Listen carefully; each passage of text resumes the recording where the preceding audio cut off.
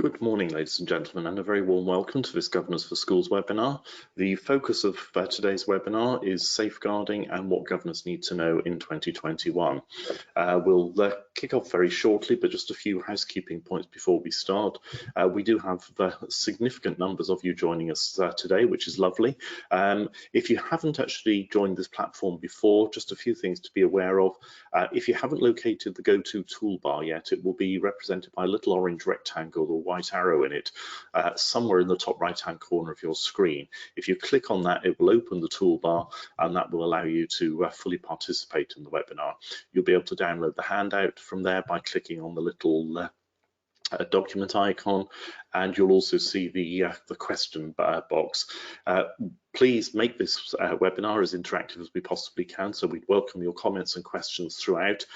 We can't guarantee with so many people here that we'll be able to respond individually and give you name credit for all of them, because we have got several hundred people here today, but we'll do our best to respond to those questions.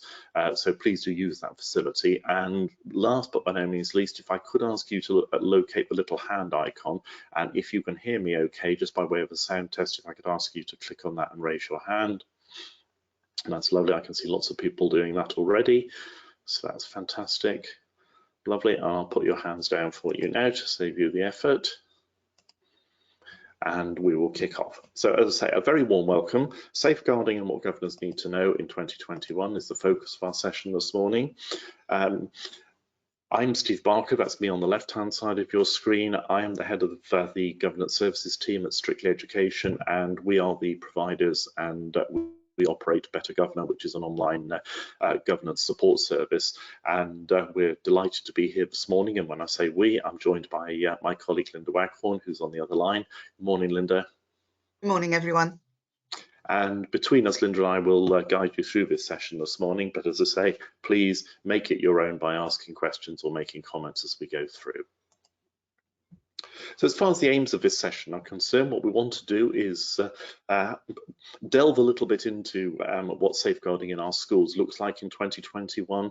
And obviously we're in that process at the present time where hopefully, and we all have our fingers crossed of course, we're emerging from the shadow of the last 12 months under this pandemic, and we're not quite sure what that'll look like, but more and more becomes apparent, including the risks of safeguarding as each day passes by.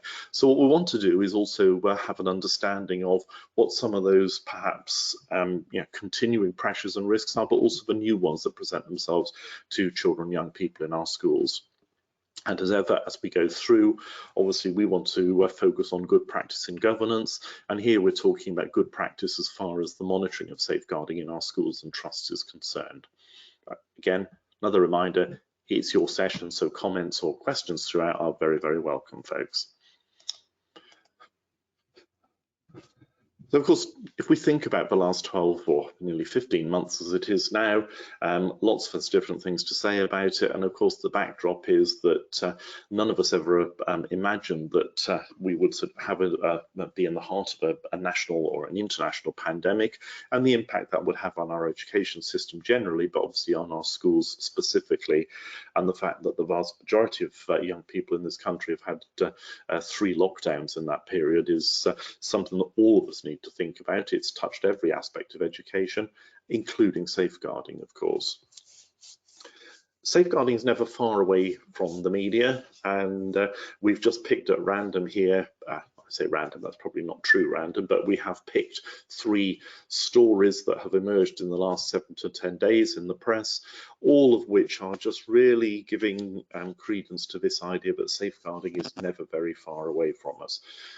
Some of the threats that have been present in our society for quite some time are represented here, as well as obviously the ongoing debate and dialogue between some of the big social media enterprises and the idea of what they can do to contribute towards safeguarding. These stories don't go away, of course they don't, but many of those were actually overlaid last week by the press statement and the production of a new report by the National Society for the Prevention of Cruelty to Children to announced that their research shows that there were a record number of child protection calls, safeguarding calls to their helpline in the last 12 months, and there's a very specific focus to that. But again, this is just part of that backdrop that says, despite what's happened, and perhaps in some instances because of what's happened, we have seen safeguarding certainly not diminish from our radar as far as school governance is concerned,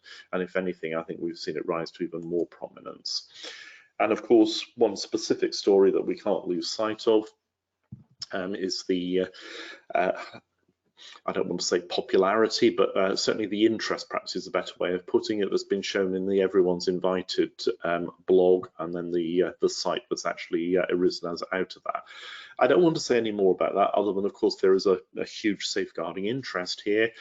We still don't know what the investigation is actually going to look like, but certainly this is something that we should be concerned about, and clearly there are things that schools are doing to hopefully minimise risks here. But this is all part of that general introduction that says safeguarding has not gone away, and it's something that all of us as school governors, or as people involved in governance in schools, should be very mindful of at this point in time. So just by way of a very quick poll as to where we are in our thinking at this moment in time, we've got an opinion poll which we'd like to launch now and actually get you to participate in, which is really about your thoughts, your perceptions on what you believe are the largest issues in safeguarding in your schools and trusts at this particular point in time. And I've launched that poll now, so hopefully that should appear. If I go, it should be on your screens now. If you haven't done one of these polls before, if for some reason it's not letting you vote, just try minimizing your screen for a moment, and that should free up the voting panel. As soon as you voted, you can go back to a full screen view. You've got 4 key options there in terms of those areas of safeguarding which you think are the biggest concern in your own individual schools and trusts. But if it's something else, then please do feel free to let us know by using the question panel what that other issue might be. Just while you're doing that, we've got somebody, Jane has actually asked, what's the Everyone Invited blog? How would I know about this? It's been in the media extensively over the last 3-4 weeks. This is the one about, it started off in the independent sector, claims of rape culture, etc., existing in some of our schools. Lots of people have actually been participating, and there's a bit of a movement. I think there are 10,000 reports or allegations possibly have been lodged there at the moment. Again, don't really want to comment on it in detail, Jane, because I say it's yet to be fully investigated, but certainly it's creating a lot of interest in the media. Okay, I can see the vast majority, we've got 88, 89% of you have actually voted so far. So if you'd like to vote, you've got a couple more moments, then we're going to close that poll and share those results with you.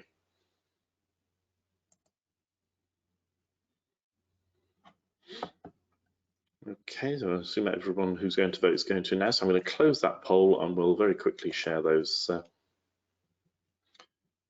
results, and they should be, there we go, they're on your screen now. That's quite surprising, actually. Again, this is about perceptions. This is what you believe as governors, and again, something I would perhaps urge everybody to do is go back and check that your understanding is correct after this this webinar. 11% of you have said neglect.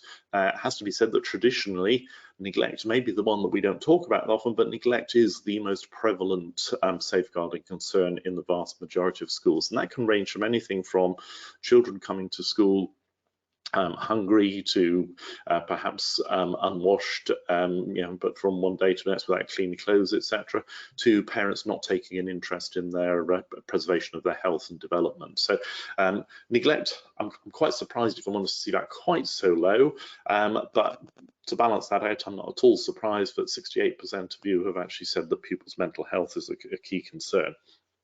Now, I think the largest concern, I mean, maybe we need to reflect on the way in which we word the poll here, but of course, pupil mental health is something that we're all very, very concerned about, and it's something that we are monitoring in our schools right now. Whether that's, our monitoring of it is actually reflected in your responses, or whether this is a reality in terms of we know that we have pupils presenting with potential mental health and well-being issues, is something that perhaps needs exploring a little bit more. 4% of you have talked about peer-on-peer abuse. Again, traditionally, peer-on-peer abuse includes bullying, of course, and that's a very real concern in our schools. And 12% of you have said domestic abuse.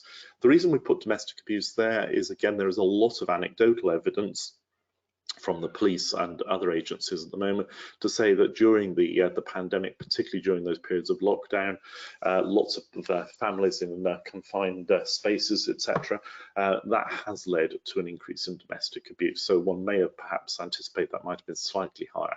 And 4% of you have said something else. And some of those something else, let's just have a quick look on the panel here. I think it's also worth saying here, Steve, that a lot of these things don't exist in isolation. They may be layered up, and that reflects some of the comments that have been made on the question bar at the moment, that obviously it is possible to have a combination of safeguarding concerns within the same family or the same individual pupil. And that's just the way, unfortunately, some of these things work in a complex environment. Yeah, absolutely. And again, we've got a bit of a mixed bag of responses on that 4%. Andy is saying that in his school there's a broad range of concerns, and it could probably, I guess the implication is you could tick all of those boxes. Ian is saying online and social media is a big concern. Claire is actually saying that she feels mental health is actually at the root of perhaps both peer-on-peer and neglect. But potentially, Claire, yes, absolutely, but not exclusively, of course. And I think what we have seen is actually a raising of the profile of pupil mental health in our schools. Francis is saying special school pupils suffer from high levels of family breakdown with resulting poverty, mental health issues, etc. Very good point there, Francis, absolutely. Marion is making the point it's perhaps more about staff and pupil capacity to cope rather than strictly pupil mental health. Again, potentially. And I think we've got Mara is suggesting acute poverty plays a role. Yes, absolutely, and quite a few other comments reflecting similar thoughts there. So thank you for that. And remember that it is very context related here, because just because a poll has suggested one issue or a number of issues are alive and active in their school, we shouldn't believe that that translates necessarily to our own context, because we'll all be serving as governors in a very wide range of schools and wide range of community areas. So this really is to prompt that thinking around what you know about your own school and its context. Okay, let's move on there, because obviously I'm aware that the clock is ticking by.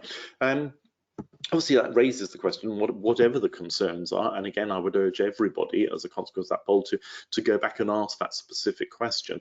What are not what are we concerned about, but what are the issues that are presenting themselves to our schools at this point in time? And of course, that in itself, leads to the next question, which is, well, what do we expect schools to do about that? And the one overriding consideration for us is that what we should be hoping for as governors in all of our schools, particularly with the idea of safeguarding in mind, is that culture of vigilance that we should be aiming to create and to maintain. Because without that vigilance in our schools, it's actually going to be very, very difficult for us to meet those safeguarding needs of our children and young people.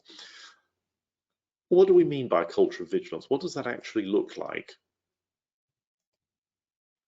Well, first and foremost, of course, it means that we do need to have a policy framework. Now, I know that sounds a little bit of a turn-off for a lot of us, but a policy framework that's lived and breathed in the school is absolutely vital. And what that means, of course, is that we then have a set of principles, a set of processes and procedures that guide what everybody does linked with safeguarding. That's not just the safeguarding policy, of course, that's the management of behaviour policy.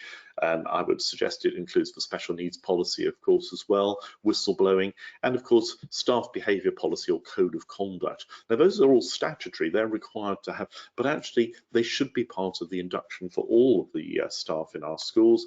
And actually, as governors, we should be seeking assurance that that policy framework not only exists, but is actually informing practice in our schools on a day-to-day basis. And the way in which we would hopefully know that that's actually informing practice on a day-to-day basis is by hopefully monitoring that second bullet point there, and the expectation that everyone, that includes people who are paid employees as well as volunteers in schools, of course, but everybody has their eyes and their ears wide open. They're constantly thinking about the well-being, the welfare, the safeguarding of those children in schools, and hopefully spotting any changes that might indicate that there is a vulnerability. We need to know our safeguarding context, and we're going to say a little bit more about all of these in a few moments. But also, above all else, and one of the things that I do on inset days is deliver whole school training to staff on safeguarding, and the key message, or one of the key messages from me, is always we have to make sure that all staff have that belief and share that belief that it can happen here. It's a lot more convenient for us individually to think that, oh, that could never happen in my school, that could never happen in my town, my road, etc. It could, and the belief that it could happen here is far more welcome as far as that culture of vigilance is concerned, and actually does give people a different mindset. And linked to that, of course, is that final one that we say to staff, but actually this applies to us as governors as well, because we want that expectation that everybody has their eyes and ears open for safeguarding concerns. And what we want people to do is never actually ask the question, well, what if I'm wrong? Because that might lead to them not saying something. We should always ask the question and reflect on, what if I'm right? It doesn't matter if you're not right, but actually if you are right, you need to tell. And so the big message that we want to ensure is instilled in our staff and monitored by those senior leaders is that culture of vigilance is actually predominated by the tell message. If you've got any concerns at all, we want you to actually speak out and say something.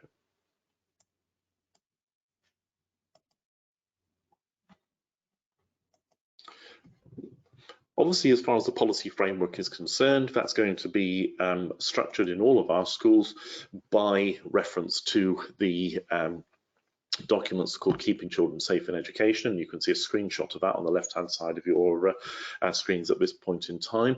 That reflects the latest statutory guidance, and that should also be reflected in our policies, of course.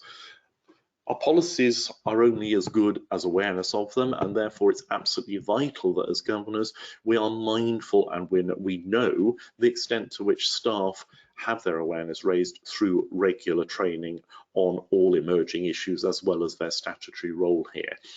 We also need to give opportunities for informal as well as formal discussions, and to ensure that they are part of the ongoing dialogue.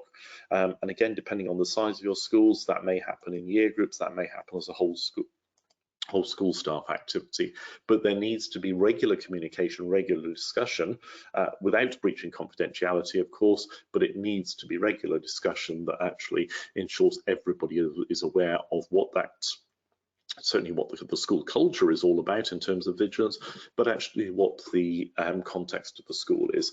And of course that links into ensuring that the leadership team are monitoring and evaluating what's happening, and of course ultimately feeding back to us as governors to inform our strategic overview of the effectiveness of safeguarding.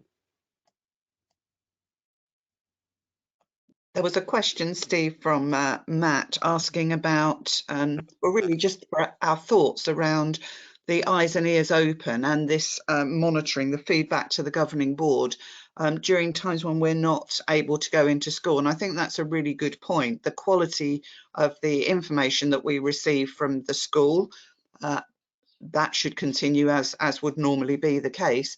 But what our lead safeguarding governor is doing in terms of monitoring and how that is being fed back, again, a really important aspect of our monitoring in virtual time. So there should still be some governor monitoring. It will be by virtual means, virtual visits, screen sharing and discussions with designated safeguarding lead. But it is more difficult, but it's not impossible.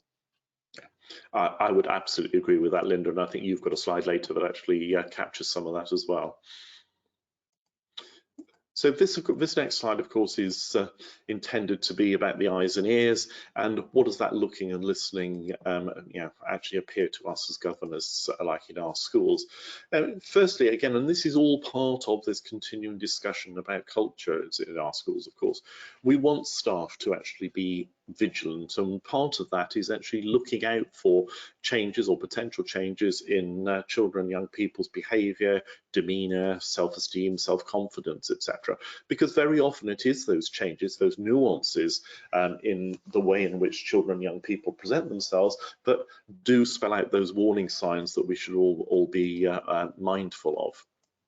And certainly from a governance perspective, we should want assurance from our leadership team that all of those things are actually in place and those messages are constantly being shared and constantly being reinforced with staff in the school. We want that listening culture. We want staff to listen to what pupils are saying, or perhaps sometimes trying to say. Anecdotally, we hear lots of stories from youngsters who have had very vulnerable lives from a safeguarding perspective, who actually feel that they weren't listened to. And a lot of work has been done in schools, but again, it's worth reflecting on as a question as governors, how effective are we as listeners in those very busy, those very pressured lives that we know our staff in schools are leading at the moment. Workload pressure has been immense and has been compounded by the pandemic. There's no doubt about that. What we need to assure is that safeguarding and listening to children's concerns and young people's concerns has not been put on the back burner in any way. And I put reflect at the bottom there because the reflection is a huge part of what schools do anyway, ordinarily. But I think specifically from a safeguarding perspective, what we should be seeing and what we should be expecting as governors is that idea that all staff should be reflecting on everything they see and everything they hear. And actually, when there are incidents and when we've referred our concerns, do we reflect on, did I do the right thing? Did I do it soon enough? Did I say everything I should have said? Did I capture everything that I heard? So part of that vigilant culture is constantly thinking, if I was in that same situation again, is there anything I could do to make the response more effective than it otherwise might be? Because everything that we're doing then is about setting expectations that mean we're continually striving to actually improve what that looks like in school.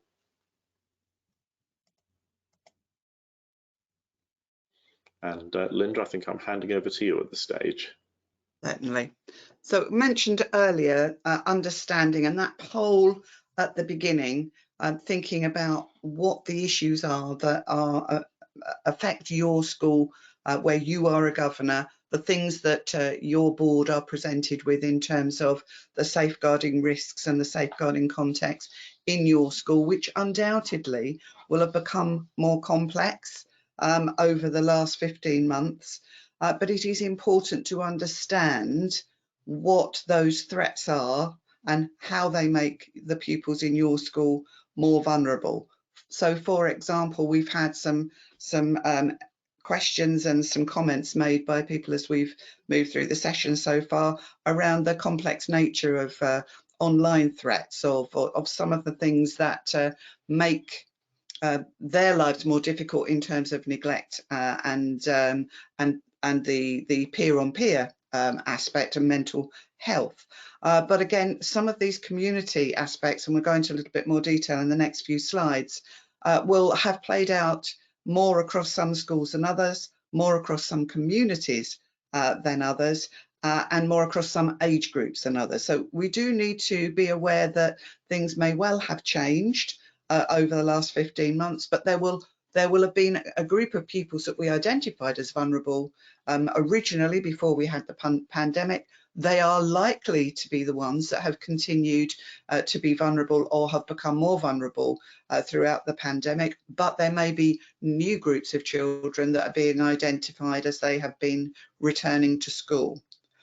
Importantly, our designated safeguarding lead, that is that individual that at school has the lead on safeguarding, and it may be that in your school there is a little team of individuals, a designated safeguarding lead and some deputies. That is very common in larger schools and in most secondary schools. It may be that you are a primary school governor and the designated safeguarding lead is also your head teacher. But it is important that that little group of people or that designated safeguarding lead understands what is happening beyond the school gate. So by that we mean all of those things that will have affected children's lives in the home, in the terms of online exposure, which has increased over the last 15 months, and in terms of things that relate to exploitation and grooming, and that understanding how that local context may have an impact on pupils in your school from that operational point of view is an important part of knowing where to provide extra vigilance and the right support and guidance. So for example, where I live, we are at the end of a train line directly into London. That means that the threat to our pupils being drawn into county lines is increased in terms of those sort of top end of primary and low end of secondary, and there is extra vigilance by the schools that work collaboratively in order to share best practice and provide the right kind of support. That's an example that our designated safeguarding team has shared with us about how that collaboration is working. And this then needs to reflect, and Steve gave you a few examples on that earlier slide from the NSPCC report, but national threats and those local trends, so picking up those things that are happening in our local area and being both aware, and that's the first important point to make, is the awareness then allows people to look and have more vigilance around what they see in terms of those children that they know are vulnerable or children that become vulnerable because differences in behaviour have been observed. So what sort of things do our staff look for? And this is very much information really to support your understanding as board members, because as governors, we are not operational in school. We don't see children every day, but we would expect to hear from our designated safeguarding lead report or from our head teacher's report that there has been training and there is a continual update to staff of the sorts of signs that they should look for. I'm not going to read all of these out, and you can see that they have been divided up into physical, emotional, neglect and sexual abuse. There is some interplay between some of these things because no one child is exactly the same as the other, but these are the signs that staff should look for. And the reason why we're talking about staff in school is because they are likely to see the same group of children, particularly in terms of the current bubbles that we have in place due to the infection controls, but they are likely to note small changes in children and some of these signs because they see them on a regular basis. And the culture is always about sharing what you might see, no matter how small. That culture of telling, I've noted that.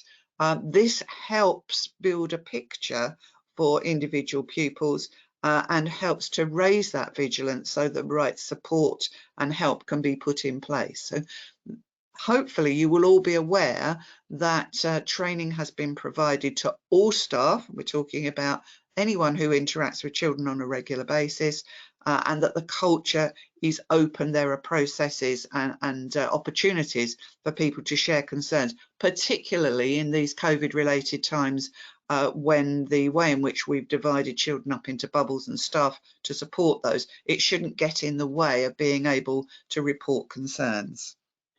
We've had a few questions on the panel as well, Linda, from governors saying, would it be possible for them and is it good practice for them to attend staff training?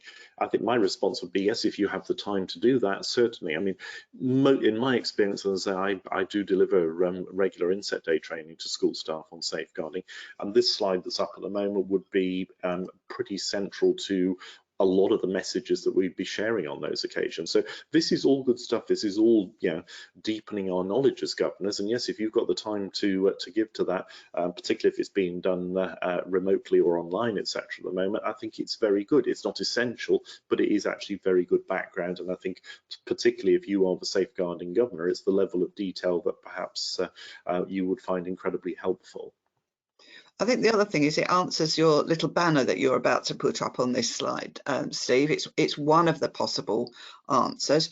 Who monitors? Well, governors should be monitoring that this is happening. How would you know? Well, if you had attended, or a member of the board had attended one of those virtual sessions, you could quite honestly answer, we know because we have one of our board have attended that and has experienced what staff have been told. It isn't essential, as Steve said, but it is one of those opportunities.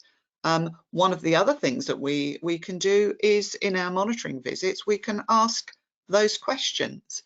And it is important that we receive those regular reports. Safeguarding should be on every main governing board agenda. It shouldn't be a subject that is it's on the agenda because it's always on the agenda, but we don't actually talk about anything under that agenda heading. So there should always be a discussion of some kind. And hopefully there are enough prompts in this session this morning that under that agenda item, if there's no information that has been shared, it will give you some food for thought in terms of a question that you might like to ask to monitor on the one hand and demonstrate that you have held the school to account, that you've develop that knowledge of how do we know.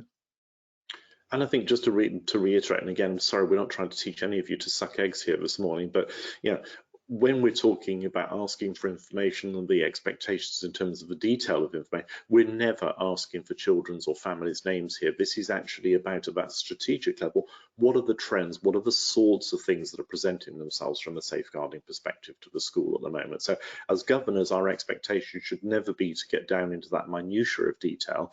And this slide, as Linda rightly says, is actually quite operational, but it is helpful for us as governors to know from time to time quite what level of detail the training actually does go into, so that staff do have in their possession all the tools that they need to be able to do the job that is then hopefully monitored by the leadership team, and that's what we should expect to be presented back to us.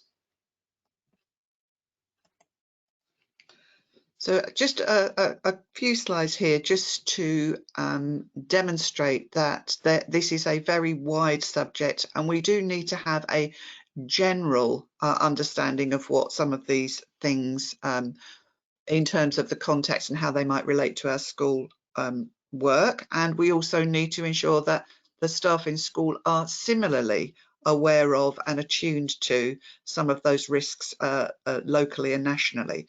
County lines, I mentioned, is that deployment of often very young people in the drugs trade to carry drugs across between one county and another county. I gave you an illustration of that earlier.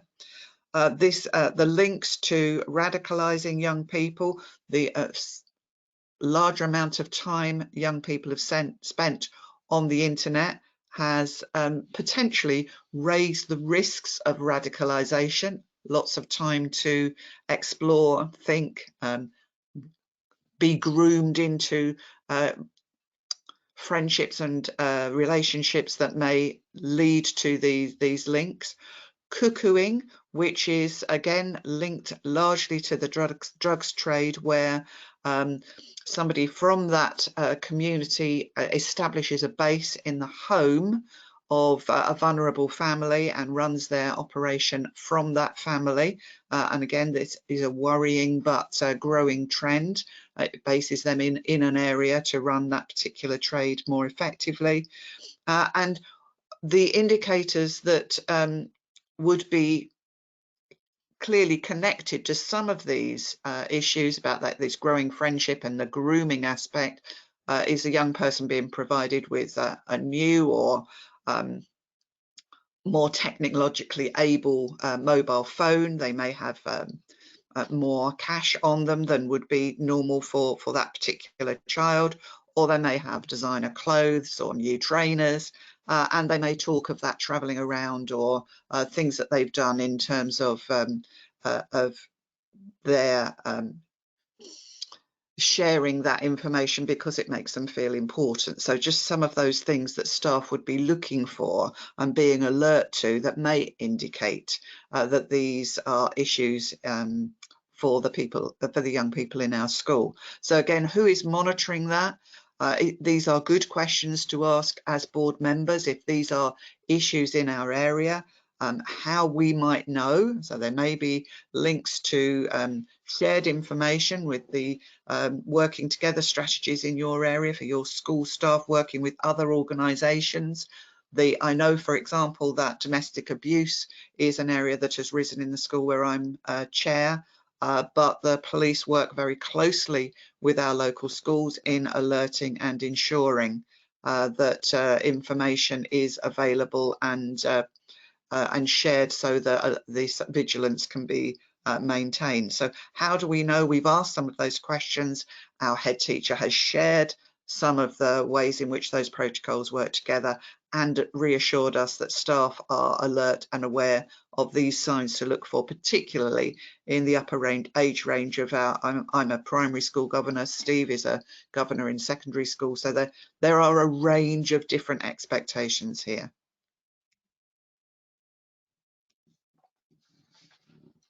So if we think specifically about that, the increased amount of time that our pupils have spent online in the last 15 months, there is no blame here intended whatsoever, because many parents have not only a number of children to supervise in their remote learning, but also they have been engaged in working from home themselves.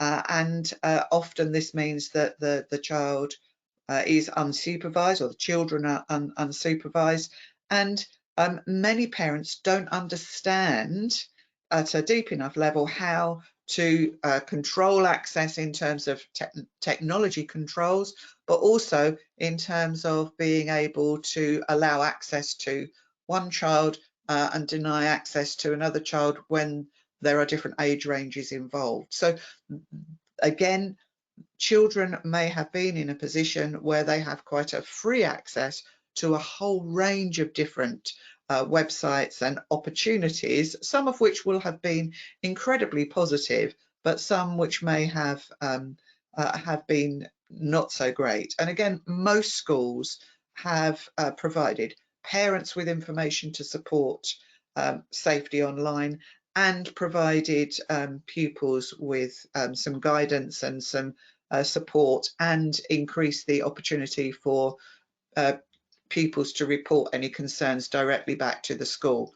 And again, that's an area that certainly we've explored as a board, how that worked during the remote learning, and how we kept that vigilant watch on children who weren't in school but may have been vulnerable. Oh, sorry, Linda. We've got a comment on the board here from Matt. Matt is saying he can highly recommend the BBC's Own It app and website as an excellent platform and educational tool. Absolutely, Matt, and there are plenty of others as well. The Department for Education published guidance aimed at parents and carers, and that's been routinely updated throughout the pandemic. And that actually recommends a whole host of websites, including BBC Own It. It does the NSPCC. There are are a whole variety of different resources actually on there, and certainly that's well worth a look at. And as Linda says, in her school and certainly in mine as well, I know that those resources have actually been shared with parents, but it'd be a good question to ask in yours whether if you don't know that they have already. So again, we're looking here at a range. Children have access to a range of different bits of technology, and we certainly know that nationally there's been an increase in the amount of time young people spent online, often gaming. And that's not to say that that's necessarily a negative thing, but again, it has possibly got in the way of returning to those routines in school of being in front of a teacher and then having some time at home where they do homework. So some of these routine aspects have got in the way. The huge increase in the amount of social networking, some of that negative, the online grooming, the online peer-on-peer pressure, and increasingly the online world is keen to take your money, and so the issue of gambling has presented itself more frequently because those opportunities for those companies has increased. So we do need to think about this as an area. We do need to think about how our school has approached that, both in terms of providing guidance and support to parents and pupils, but also any young person that has fallen into the area of needing additional support. How would we know what has been provided, and are we clear that all staff are vigilant and know how to report this on when they see the signs that this may be an issue or have become an issue?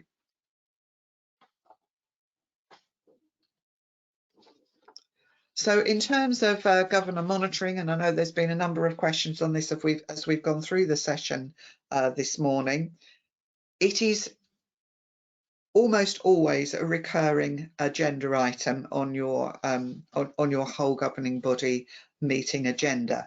It does require a little bit of thought, and I would suggest from every governor, what information have I received with the agenda that relates to safeguarding? So is it part of the head teacher's report? Is there a separate safeguarding report? Is there anything in the head teacher's report, whilst not labelled safeguarding, has a safeguarding aspect?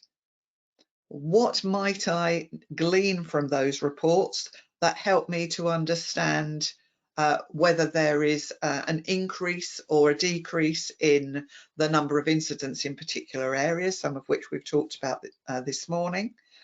Have we, or will I as a governor ask any questions around new threats and how the school is approaching those? Do I understand the context of safeguarding in the school and how that might have changed over the last 12 months, and how we are as a school responding to those threats, who we might be working with in terms of external partners or support, and whether we have a good track record of providing continual professional development, that CPD opportunity for all staff, because not all staff will be teaching staff.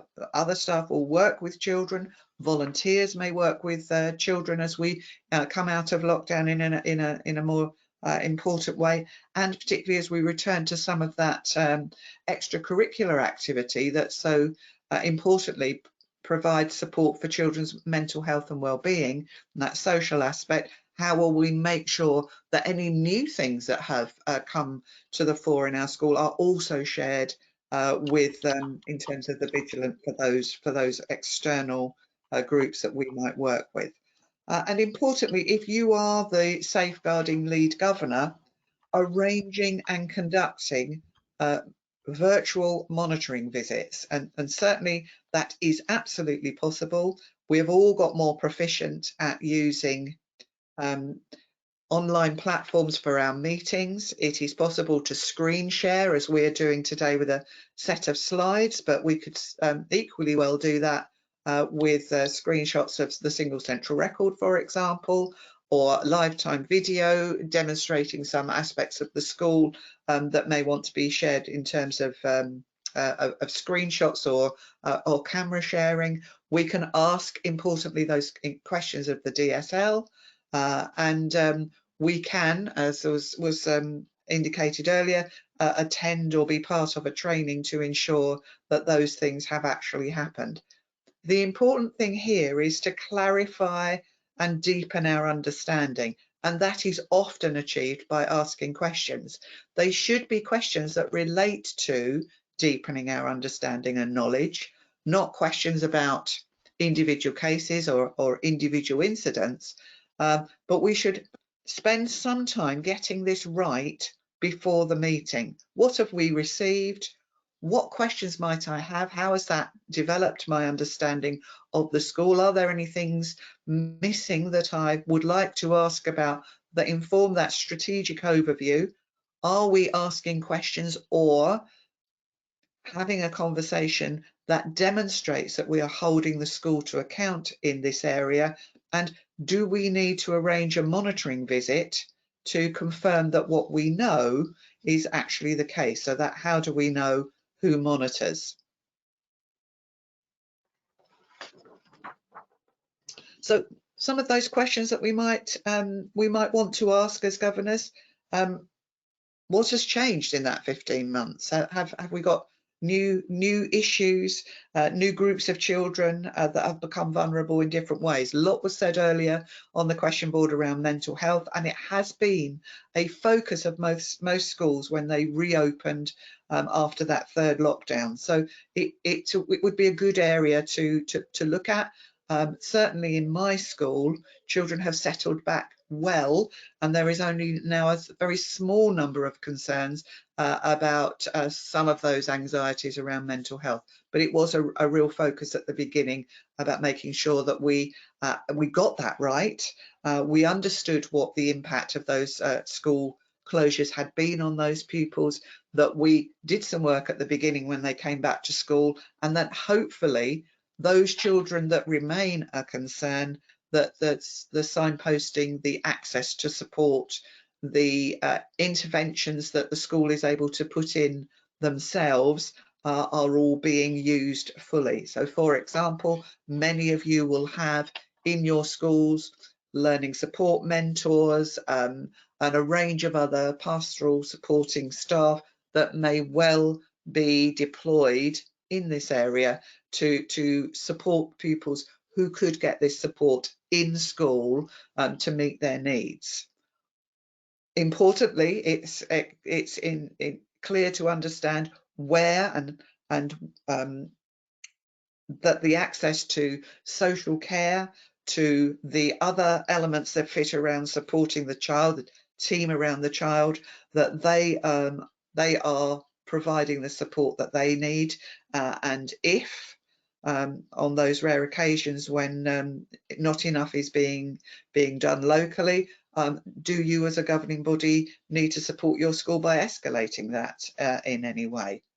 And then we've said quite a lot about staff training, but it is important to remember that the prevent duty, which is there to ensure that our young people don't get drawn into, groomed into radicalisation. Have they been properly trained to recognise and understand the context in your area? And importantly, are we picking up on that increased availability of pupils being online, and that we are clear and sure that they are safe and they are being kept safe, and they understand what they need to do to keep themselves safe, but also when they need to report and what further action we need to take in those situations. Okay, well, we've had quite a number of questions, so thank you very much for those folks already. We've got some questions on the board at the moment, which we'll just reflect on for a moment. Quite a lot of people talking about confidentiality, and particularly linked to smaller schools, but not exclusively that. One question which I think is quite typical of that, Jane is saying that she thinks that governors are under a duty of confidentiality. It's safeguarding governor probably does know which specific children are at risk, etc. Yeah, I think you're absolutely right, Jane. I think for me, governance, apart from anything else, is based on trust, and I think governors should all be trusted to respect confidentiality. You know, we're not doing it just because the confidential banner is actually slapped on this. These are real children. These are real human beings that we're talking about here. And you know, this is very sensitive material, and I think we should all of us work on the assumption that as governors we can be trusted to respect that confidentiality. But a good rule for me is always to actually say, even if I think I know, I still wouldn't say a child's name. It's not my position to do that, and actually I would never share that with anybody else. I am the safeguarding governor at a very large school with 2,000 pupils in it. I'm also the safeguarding governor at another school that I chair, which has about 150 pupils in it. Now, I know an awful lot of the families, I know an awful lot of the children because I live in the community. I wouldn't ever speculate, even though perhaps deep down inside I may know. That's not what my role is here. And I think very often Linda and I talk about, you know, governors generally having perhaps a bit of a salacious appetite. It's not because we're governors, it's because we're human beings. And that we need to put that on one side and say confidentiality is one of the key pillars of governance, and we would want everybody to respect that. Great question here from Julia. Julia's actually asking, does anyone else feel more and more overwhelmed by being the safeguarding link governor? I'm chair as well. I don't know, do you want to go for that one, Linda, first? I think it's a very traditional thing, isn't it, to have the chair as being the safeguarding lead, and certainly at the moment that's my experience. I am both the chair and the safeguarding lead, but I am even in these difficult virtual times, I'm training up a fairly new governor with the right skill set to take over that role, that safeguarding role, from me, because I think you're right that this is quite a big area, not in all schools, but I think the responsibility at the end of this pandemic is quite difficult for us to get our heads around. And certainly I see my sort of shadowing with this other individual as a way both of sharing some of that expertise, but also handing over that responsibility when being chair is also a very has a very large aspect to that role. So it doesn't have to be the chair. We are not operational, it is strategic, and I think although it's really easy, because safeguarding is an area that's quite emotive, it's very easy to feel really strongly, particularly if we know that there are some very difficult things happening within our school, and to ensure that the staff who are dealing with that on a day-to-day basis also have a way of supporting each other. And that's certainly a focus of that little team of DSLs that work in my school, because they share that together. They make sure that no one person is totally overwhelmed by their caseload.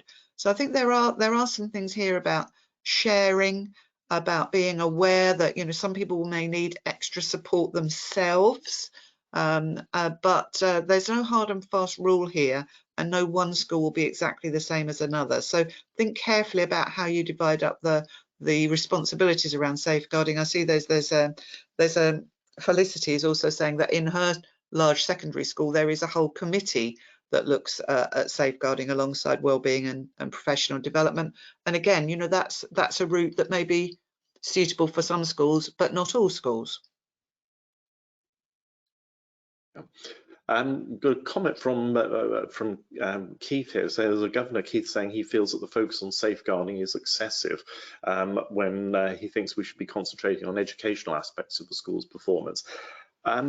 I'm sorry to say I disagree with you entirely, Keith. I think the two go hand in hand. But if you have got vulnerable children and young people in your school who have got huge other issues in their life, I think if we think that education in terms of learning progress is a priority for them, I think we're deluding ourselves. I think we need to be very mindful that safeguarding is there as a building block. If we are able to remove those barriers that we talked about right at the very beginning to some children, then absolutely we focus on our core purpose, which is children's learning. But our most vulnerable children need the care and attention which hopefully safeguarding highlights for them in order for learning to become a possibility. Yeah, that readiness to learn. This is where safeguarding prevents those children from accessing their education. And if we don't try to remove some of those barriers, they won't be in a position where they are able and ready to learn, and that is really important for our most vulnerable, that we also scaffold that area of their life. Absolutely, and we've got a few other comments saying that on the chat box at the moment as well. Bakul is asking a question. If you're not the specialist governor, can you still ask questions if you've got concerns? Absolutely, all of us have a responsibility. And again, Bakul, I would say that Linda and I are great fans of the governance competency framework, and that there is one of the competencies there specifically says that everybody, all governors on a governing board, should have the knowledge of what the safeguarding statutory requirements are. It specifically gives an example of the prevent duty there. So absolutely, to seek that assurance that the school is fulfilling its compliance aspects of its role with regard to safeguarding, absolutely vital. And if you have any concerns as a governor, you have the perfect right to ask those, I would suggest. Jane is asking a really valid question about what children are taught themselves. And I think it's maybe an area that we haven't mentioned in the session specifically today, but about the curriculum and how the curriculum is designed to deliver, often under that relationship, sex and health education, key elements here of the safeguarding, the keeping yourself safe, what you know, what you understand, the skills you develop as a pupil, obviously age and stage related, online safety as well. They are all taught parts of the curriculum, and understanding as a board how the safeguarding curriculum is rolled out in all of those areas is also an area where we might need to focus a little bit of attention this term, particularly as the new relationship, sex, health education curriculum becomes statutory from the beginning of the summer term this year. And we've got a interesting question here from Lorna, and I think Stuart's asking a similar question with regards to a potential conflict between safeguarding and data protection requirements. No conflict at all. Safeguarding trumps everything. As we've said a few moments ago, we want all of our children and young people in our schools to be safe so that they can access learning and become successful adults. We need to retain safeguarding records, and we need to make sure that we pass accurate records on to next schools at transition, etc. And there are plenty of protocols available. The Records Management Society, which is what many local authorities actually subscribe to, gives specific details on how long you should actually hold specific files for. But certainly if they're files about individual children with regards to safeguarding or special needs, then both of those go to their 25th birthday. Again, confidentiality, secure storage are considerations, but never think that you can't actually disclose something because actually it may be, and human rights is another example. Safeguarding trumps human rights legislation, it trumps data protection legislation. That doesn't mean to say that we're not mindful of those pieces of legislation, but safeguarding is absolutely of paramount importance here.